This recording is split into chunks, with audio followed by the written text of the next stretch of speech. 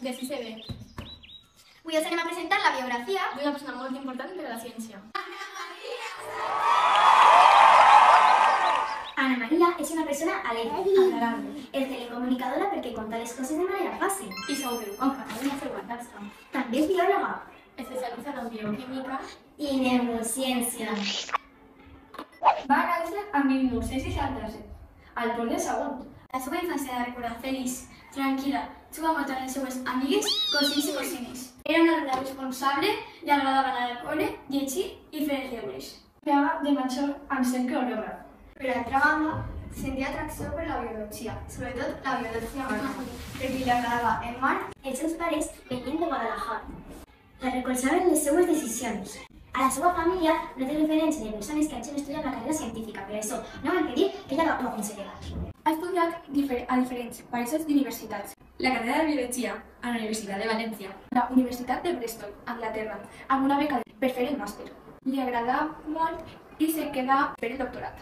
A la Universitat de Califòrnia, San Francisco. A la Universitat de Padua, Itàlia. Domina l'anglès, amb l'italià i el valencià. Actualment treballa a l'UCI, la Universitat de Jaume I en Castelló, i també dedica temps a la investigació.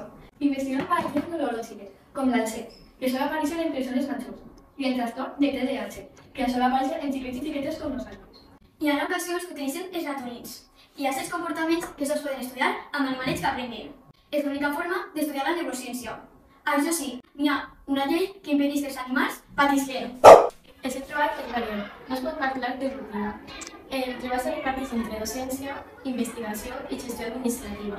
És la coordinadora del grup de Neurobiblioteca. Neurobiologia és tot allò relacionat del sistema nerviós central, és a dir, el cervell i la mèdula espinal.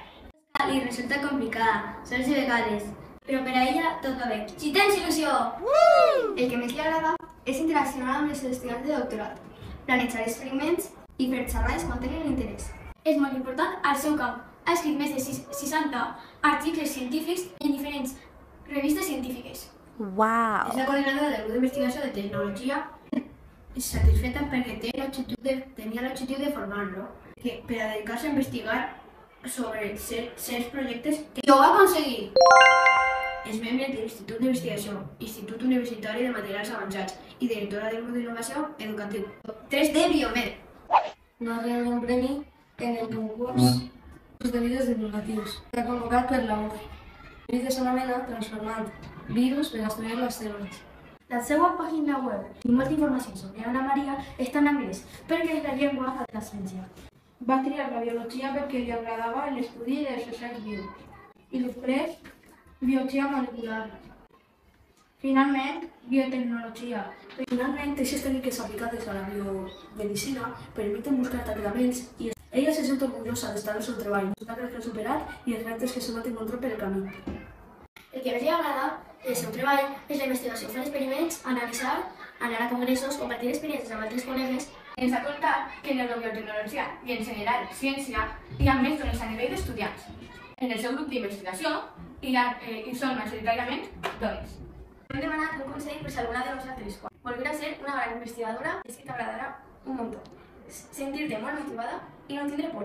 És una persona modesta i no se sent important en el seu treball. La ciència es construeix a base de xicotetes aportacions. Per a nosaltres sí que és molt important. Pensem que és una biotecnòloga fantàstica